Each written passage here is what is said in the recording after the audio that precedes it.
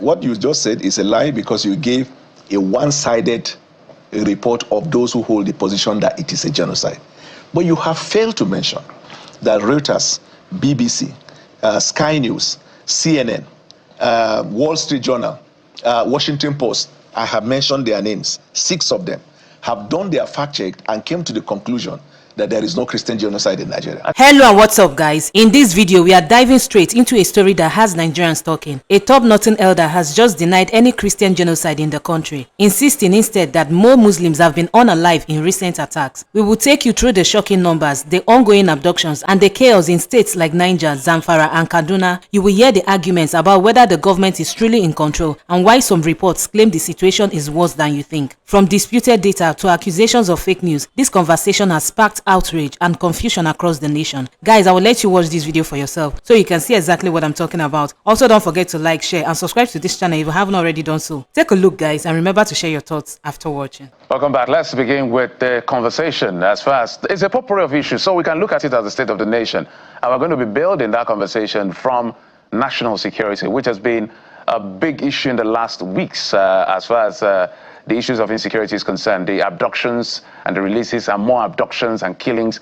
It's just been a very chaotic situation. Well, there's been a back and forth in Congress, U.S. Congress subcommittee. The government has done some reshuffling. It's been a lot, and I'm sure you're familiar with it. So let's bring in our guest. Mr. Daniel Bwala joins us right here in our Lagos studios. He's the spokesperson of the president, or one of the spokespersons of the president, the special advisor to the president on policy communications. But Mr. Daniel Bwala is right here. Good to see you in Lagos. Thank you. Thank you. Sadly, you're not talking policy communications today. We're talking national security today. Good to see you. Thank you. There's been a lot that's been going on. And one of the things that these things underscore is the inability, or perceived inability of government to protect our people. The killings, the abductions. I think sometimes we lose sight of the fact that what happened in Niger State is even in scale is higher than what happened in Chibok, because we understand the numbers are over 300. That's what we understand. Right. We now have the Eruku incident. We had the Kebbi incident. So if you look at those numbers, right, of course, gladly, and thanks to God, we've had some return and releases, whichever name is used. But is the government concerned about the perception of the people on them, of its ability or otherwise to protect citizens?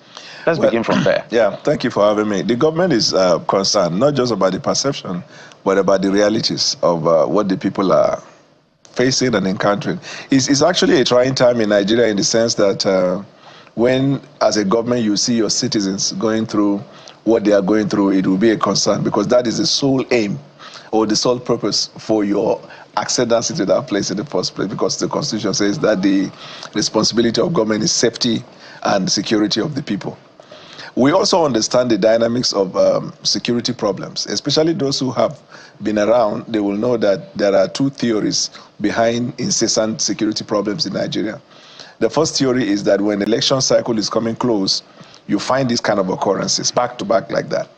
But there's even a stronger theory we see people, talking about lately, how that from the first outburst of Donald Trump, we began to see this back-to-back security situation, whether it is a case of trying to justify the case for military invasion in Nigeria.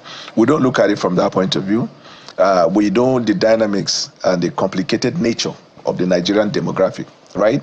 We have ungoverned spaces, like you rightly talked about when you started, in plenty places. The state of Niger is larger than a country in Europe. And in the northern Nigeria, which is different from what you find in southern Nigeria, where cities are very close to each other, in the northern Nigeria, from the city center to a local government, it's like you're traveling to another country. Large, expanse of land. There are no people there, no governing authorities. What the people have come to call ungoverned spaces. These are the places where these elements hide or they operate from. But fundamentally, asymmetric warfare usually is very complicated. Even if it is in America, it will be a tough situation for them. They went to Afghanistan and spent 20 years or 21 years with $2.6 trillion. It was just a tough situation, because in a asymmetric fight, they target vulnerable people, soft targets. It could be children, And sometimes they go to school because they need to make a case for United Nations regarding the right for people to go to school. And then they go to church and mosque, because these are areas, for example, in Africa where you have the large, our life is sort of connected to religious activities in Africa.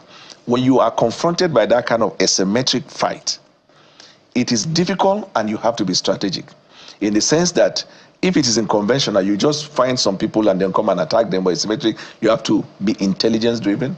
You have to be able to separate the people in the midst of the congregation, so to speak. You also have to have that understanding, because if you just come and just on the basis of information that is not verified, you grab people, you might be grabbing the wrong person. In fact, one of the targets of whether Boko Haram, bandit, or terrorists generally in asymmetric warfare is to set the state against international community, because if you are going to approach it frontally, then you will be confronted with the bigger question of human rights. So we understand that as a government, and we are saddened by everyday news, negative news.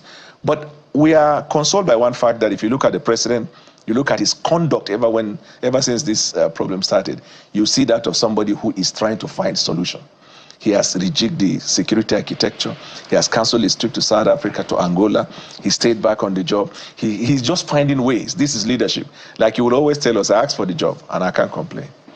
So, Mr. Boala, let's assume without conceding that indeed this is an asymmetric situation and it's difficult to surmount the obstacles without a huge compromise in casualty of innocent citizens. Does that then justify negotiation with terrorists? Is the federal government negotiating with terrorists? So this is a difficult question, I must tell you. There was a time federal government was negotiating. And I think that Rufai once talked about a national policy at that time when they said both states and federal government can be in a situation where they will have to negotiate, because if your duty is to preserve the life of people and citizens of Nigeria are in danger and negotiation is the only way to save them and you have to save them, then you have to do all that you need to do to save them at that time. But President Tinubu came with this zero tolerance on negotiation, because it then fits into this terrorism financing. You see, you are constructively financing terrorism without knowing. So instead of elements who are sponsoring them, by giving them the money as ransom to collect the people, they also use the ransom money to buy more weapons. So the federal government does not, and it does not tolerate the idea of negotiation. So what gave for the release of the Kebbi girls, and what is going to give for the release of the St. Mary's children? There are lots of factors that can occasion that. One, you know that there are individuals that call themselves negotiators. When it comes to negotiation, it's not in all cases that money is involved. There are cases where the people might feel that if they don't release these people, there's going to be a bigger problem that they can manage. That can serve as incentive for them to release the people. Sometimes people they listen to, they could be these religious clerics or anybody they could listen to, can also be a factor. At other times, it can also be that federal government has sort of encircled them in terms of saying, from the intelligence point of view, you at least have an idea of where they are, right? But you have a difficulty of going to bomb there, because then you have soft people with them. But then you are giving them warning and they can decide to turn them over. At other times, on their own, they can choose to do that. I also have to admit that sometimes families of individuals that are kidnapped, they end up paying the ransom, or state government end up paying the ransom. All of these things are possibilities for the release of the people. But you asked the question whether federal government did pay ransom, and I told you no. Whether federal government will pay ransom, and I'm saying no. But that's difficult to believe, Mr. Boala, because the terrorists made a video with the Kebbi schoolgirls mocking the federal government and telling the whole world that they negotiated with us. Let me tell you something. They weren't quite clear, how much in dollars was exchanged, but indeed they said that there was negotiation, and they were mocking a whole government. That's the whole essence of terrorism. Terrorism is like I said, it's a belligerent war, right? You play on the mind of the people. Why do they call them terror? They inflict fear. Sometimes they do the things they do so that people will be afraid and then do whatever they say. In terms of communication, of course, propaganda. They can say anything they want to say. But if they want to, just the same way you want government to support whatever claim government is making, I believe that if the terrorists have facts as they claim, they will give those facts in terms of how much they collect, who they collect it from. Because there are other times they mention individuals and they say, these people will respect them or this person, we don't like them. So it may be difficult for individuals to have, let's say, I trust government or I don't. We know that confidence building will take time. This problem was inherited by this government. But one fact that is clear, our eyes is on the ball. Solving the problem is much more important to us than people having a meeting, so to speak, to say government is doing well or not. Right. Quite a number of issues to unpack, Mr. Bwala. But let me take you back to about this time, around 11 years ago, when President Goodluck Jonathan was in power. About this time. And then, well, Asiwaju Bola Tinubu, the leader of the APC, put up that now famous tweet. And in that tweet, which we'll put up for Nigerians now, said, why should any part of this country be under occupation in any civilized country? Mm-hmm. And he ended by saying, Jonathan should resign. Right. There are people who are calling for the president to resign right now. Is that a fair call? That's a right of expression. They express themselves. But of course, you know, constitutionally, if you want someone to resign, there's a procedure. As it stands today, nobody in the chain of command of democratic process in Nigeria is calling for the president to resign other than people who are saying it. And I would love if, for example, the journalist can substantiate. I mean, there is Joffrey calling for the president to resign, or there is Bwala calling for the president. Then it will help me to respond. It will assist me in responding adequately to it. Because if you say the person has opposition, I will say, next question. Because so, what else do you expect them to say? You're saying you've not heard anybody call for the president's resignation? I have not heard. Okay. A popular Nigerian artist, a Nigerian, right, bona fide Nigerian, just like you, Files the bad guy. I'm sure you know him, a lawyer. Asked the president to resign. In fact, he quoted the president's tweet. And there are more Nigerians who've asked the president to resign. But here's my point, Mr. Bwala.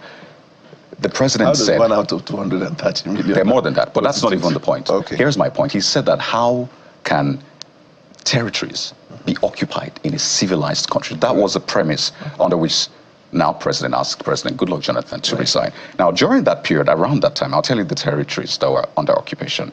You're from Borno State. Yes. So you're well aware that major part of Borno was under occupation. And none is under occupation at the moment. Chibok and the rest. All we had was terrorism to deal with then. Right. But today, Mr. Bwala, I'll tell you the states that are under occupation. Not just areas in the state. Now, areas within different states. We have Zamfara State. Mm-hmm. Areas and territories in Zamfara State, the forests under occupation. Katsina, Kaduna, I'm coming, Kebbi, Sokoto, even in Benue, Plateau, Niger State, Kwara State, Mr. So all Bwala, these places I am getting there. Okay. The FCT, even in Borno State, there have been attacks this year, and I'm sure you are aware of that. Yobe State, Taraba, these are more areas under occupation that we had in 2014. So yet again, I ask, is it fair to call for that resignation? I think your question is like an oxymoron, because you cannot in one breath say a place is under occupation, and at the same time, you're talking about places where they come and strike and go.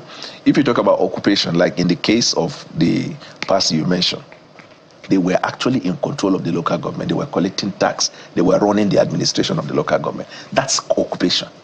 When people come and attack and go, it cannot be classified as occupation under any description, right? But I will proceed further to answer the question of whether the president should resign or not. You see, being confronted with a problem is not a problem. When you lack solution to solving a problem, then you have a problem. Because in life, there is no part of this planet where there are no security situations. I was telling my guys in the BBC, I said the crime rate in the United States is more than the crime rate in Nigeria. And when I said that in Arise, my friend Charles Anagolo said, but the difference is that in Nigeria, it is the case of homicide or be dead. In the other one, I said, but criminal, crime are prosecuted in court. So whether it is death penalty or you go to prison and stay for 1 week, it is crime. Now, in England, they are calling for Keir Starmer to resign. People in a democratic society have a right to say what they say. But the next thing is, you back it up. If you believe when you are calling for the president to resign, it's a legit call, then begin the process. Otherwise, it will be laziness on the part of government to be concerned about individuals exercising right of expression. So was it legit then to ask President Goodluck Jonathan to resign? And I will tell you the distinction. So was it legit then? No, I will solve this the problem of this question. It's a yes or no question, Mr. Bwala. I'm coming now. Cambia. In the days of Jonathan, they didn't have an idea of the solution. Why did I say that?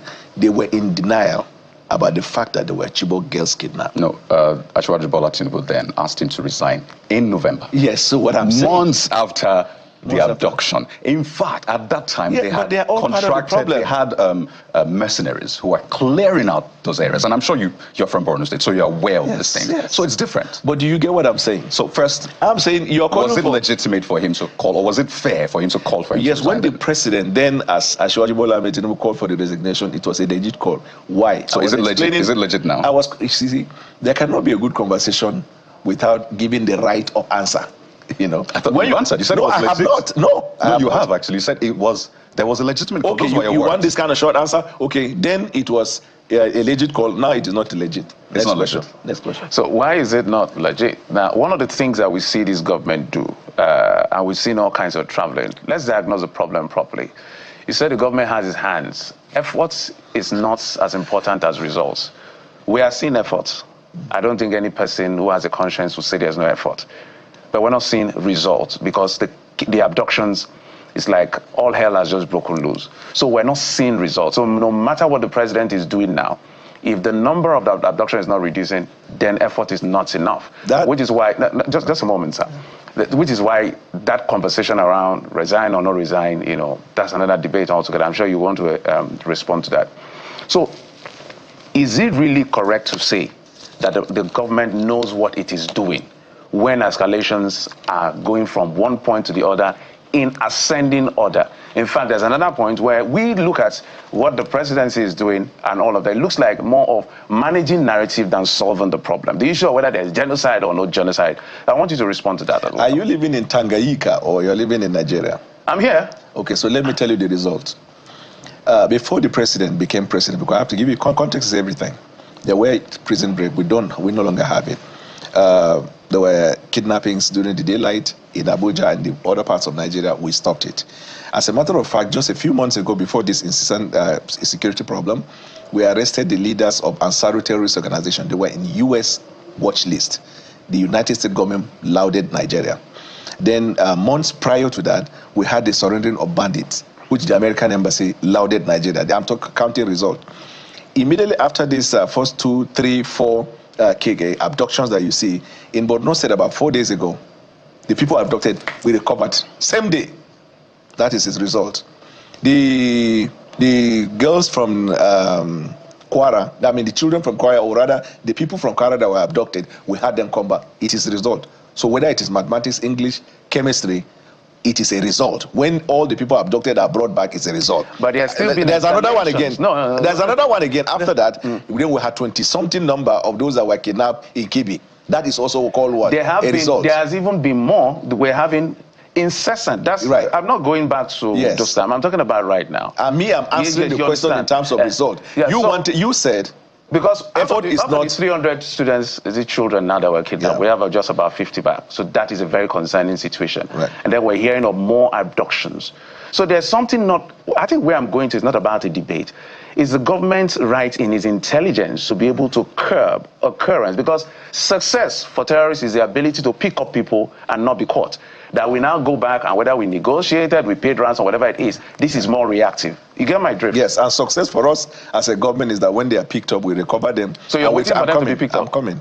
That's the problem. The problem is you want me to allow you to ask the question, but you don't want me to answer. Okay, answer, no problem. No, so success for them, in your own words, is for them to be able to abduct people. Success in our own words is for us to be able to recover the people when they are abducted and also to ensure that they are not abducted again.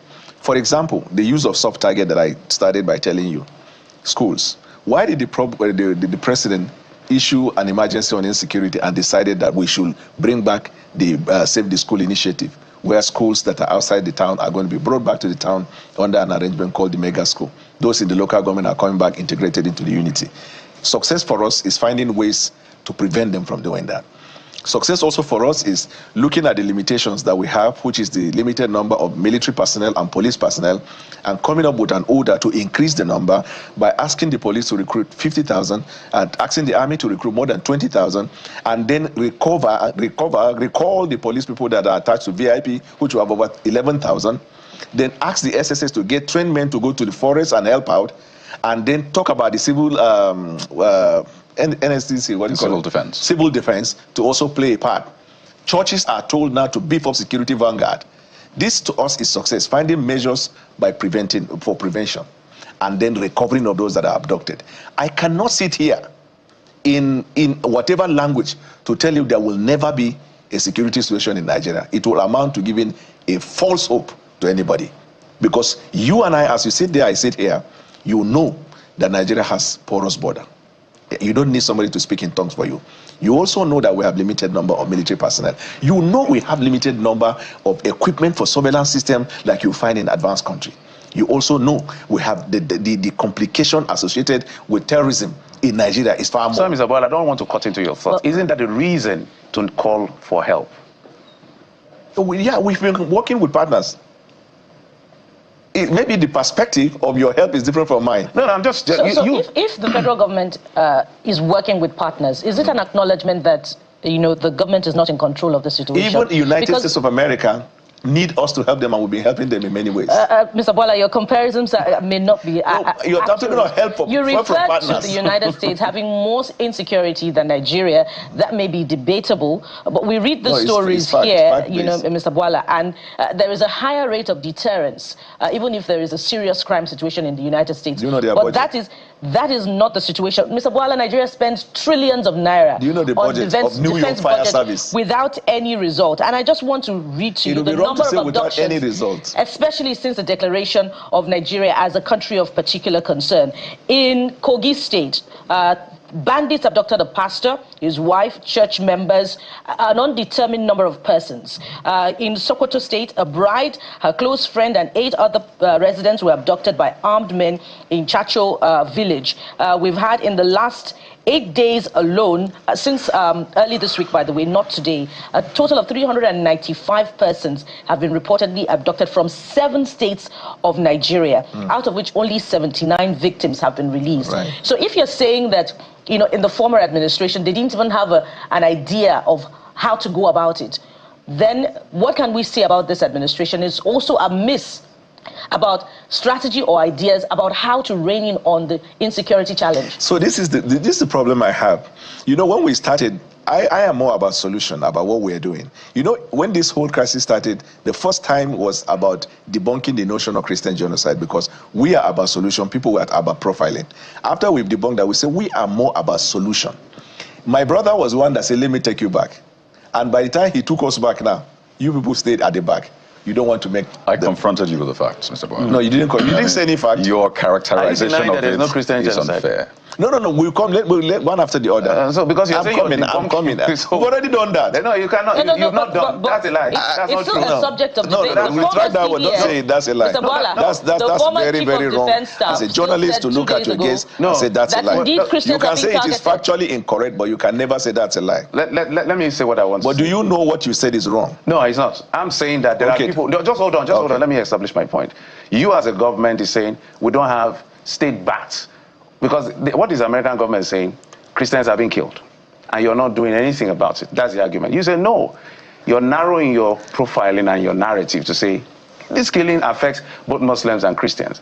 But there are Christian leaders who have doubled down on that position. So you can't dismiss that position and say you've dispelled it. It's a mixed bag of those genocide arguments, geopolitics, resource control, economic issue, criminality.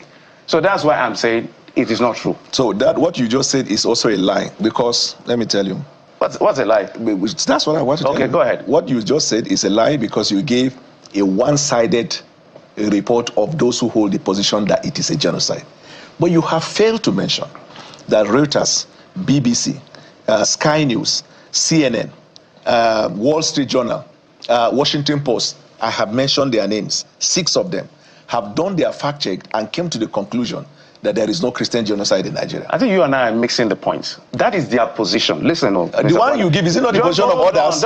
Is it not the position of others? This is the lived-in reality of the people we've had on this show. You are mixing. You are the one mixing. Somebody came and told you his position, right? And I gave you a counter position. That is your position. I don't think the one you gave, is it your own? That is not the one you told me, is it your own? It's not my... I'm quoting what the people who have the lived-in experience to say. Listen, Mr. Barra, just a moment. the government or Washington Post, whoever, can characterize it the way they want, and is within their right to. And the people you are quoting should not have characterized it. They should have said, let me tell you the premise, let me tell you, brother. Putting their position to you. But let me tell you, let me submit to you with the greatest respect why journalists are not helping in solving problem.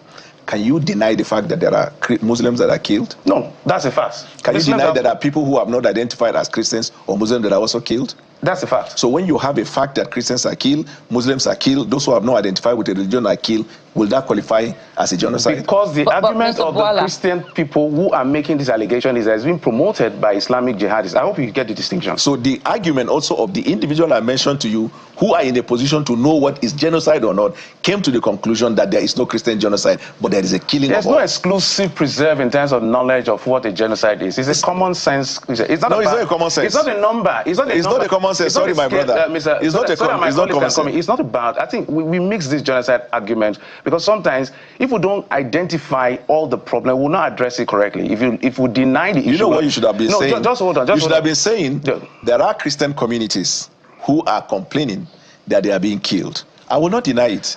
Government has not denied it. I'm coming and me to allow me to land. I allowed you. If you say there are pastors, communities that are complaining that their people are being killed, I'll be the last person to deny that. We accept that.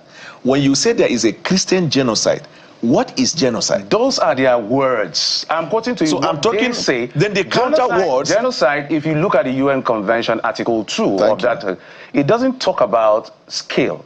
So even if it's 1 million, it talks about intent. Just you're a lawyer, so you're in a better position. By who? By whom? United Nations. No, I'm saying intent by whom? Intent by those who perpetrate what is considered to be genocide. Okay, so let me tell you again. Has there been genocide of Muslims? I wouldn't know that. How would you give your bias in your mind? No, I wouldn't know that because I now tell as an intellectual, I'm telling you, as an intellectual, I'm telling you there is a fact. There is a fact. There is a fact, undeniable fact, that also states that there are also Muslims that are killed. You admit it. I told you there's a fact. I'm coming now. My premise is that the Christians are saying it is promoted by Islamic jihadists. That's the premise you're missing. Anyway, so that my colleagues can come in wrapping up the argument, I'm more concerned about whether the federal government is in control of the situation or not. But in wrapping up the argument about whether or not there is a genocide as regards no, it has been established. There's no genocide. Of intention. Do you deny that Nigeria has an extremism problem? Yes. There's a country that is supposed to be secular. I don't deny that. But Sharia is deeply ingrained in our laws, and if indeed Muslims are being killed, perhaps that is circumstantial, but there is a real problem. It was deliberate. There is a real problem where Christians are being targeted. So here's the answer to this, and I will say it slowly so you can understand. In all the places where the Muslims were killed, it was not circumstantial. In fact, the data suggests that there are more Muslims that are killed because these killings have been taking place in the northern Nigeria. In Borno State, where I come from, the killings, more in number are the casualties are Muslim. You can go to all the northern states. Right. And now, as a government, we don't want to say Christians, Muslims. We just feel there is a problem and we're solving. So when people come with this narrow thinking of Christian genocide, Muslim genocide, they take up the real issue, which is the responsibility of government to fight. That issue, I told you, has been dealt with. Because those who were pushing it in Nigeria, they were hoping that they would get global community to come into that narrative. And we've been able to prove that the global community said that there is no Christian genocide. Well, now the United States government that you talked about that they are calling on, we are on table with them. We have passed that stage. We are finding solutions. We are discussing deeper things on how we can find solutions. Right, so, Mr. Bola, you said you have data of Christians, Muslims killed. So give us the figures. So even the Civil Society for Liberties and Human Rights, the foundation or the fulcrum of the falsehood, if you look at their report, you go to their website, look at September, which is the data. I'm talking about data. You said you have data that even shows that more Muslims are killed. So that's what I'm mentioning to you. So give us the figures. Is the microphone not the data you're here? I said number one. You're quoting another website, Mr. Bola. Where do you get data? No, you said the foundation of this was from that website, the lie. So you are quoting another data which you are using. So what data do you want me to tell you? The genocide claims. What data do you want me to tell you? You said you have data. Have data, does it mean I'm the one that wrote it? Mr. Bola, you said you have data. We have data. What are the data? Muslims are killed. You must. So give us the figures. Okay. Foundation for Civil Liberties and Human Rights, from their report updated report September, if you go and read it, more Muslims have been killed. First, more non-Muslims, people who have not identified with religion, followed by Muslims, followed by Christians. Yes, in their report, followed by Christians and then Muslims. In this thing for Africa, I mentioned in my previous interview, they also came up with a finding. So the government doesn't have data. Government. So, Mr. Bola, I guess we're saying it doesn't. I am countering their own narrative. The government is not profiling. We don't believe we can never profile about this number of Christians. No, and I think that is a challenge. Has never and will never be involved in profiling. Is it fair for government not to look at that distribution when these claims are laid? That is why, first of all, the government has not drawn up a data of that because the government will be irresponsible to profile people, right? So when they came up with their data, we studied their own report and we found fault with their own. Right. Then we escalated that to other organizations and we found fault with that. Then these organizations I mentioned to you, the news media, carried out their own data and they came up with the finding. Right. So first off, just a second. Yeah. First off, it's important to have data that you can rely on. As we a rely on all government. the data. No, Mr. Boala, when other data come out and say Nigeria is one of the most corrupt or one of the poorest countries, you say, no, that's subjective data. No, our own data. You ever ask me the question? Mr. Boala, Mr. Boala. No, but let it be specific. I have had conversations with those in government. Let it be specific. Things about... so I am not that person. One second, ask me the question that you represent that government. But the point okay, then I'm giving you the data also that is not limited to what I produce. So let me give you the context now. Yeah. The people who stay in the area said that one of the religious leaders said they had conducted over 70 mass burials. In fact, one of those mass burials had 501 people killed. That is a lived reality. He said. That is a lived reality. He said, right? He has and the data. Has he supplied it? Has he supplied you? And I expect that government is working with Has he supplied you? But here's my point, Mr. He doesn't have an answer. He brought it on live television. Mr. Boala, you are trying to ask me repeatedly. a question you know the answer to already. What? I don't know the answer. Then that speaks to how well you're doing your job. If you don't have data, information my from brother, Nigerians, if you don't have question, let's go. So here's my point. The people who live there have said time and again that we are being targeted and killed, and I've given you data. But I want us to wrap up with this point, because you said you want to solve issues. Has the government denied that Christians are killed, just like Muslims are killed? You're saying that there is Has the government denied that? Mr. Bola, you know why it will be important for data to be available? It's not just because it's a matter of irresponsibility, because the bigger concern is that Nigerians are being killed, whether they're Christians or Muslims. It is because there is a genuine concern in the communities where there is a lived-in reality that we are being targeted. We're unable to freely express our religious convictions. And as a result, if you do not tackle the root causes, you continue to address the symptoms, and then you'll be unable to sufficiently address the challenge. I believe that is where it is important to have data that can be relied on. We are engaging with all communities. We may be responsible as a government to rely on data provided by just one organization, but to have an aggregation of data to prove that indeed there is no targeting of people of a particular religion. Only this morning, in the course of our conversation, I talked to you about 7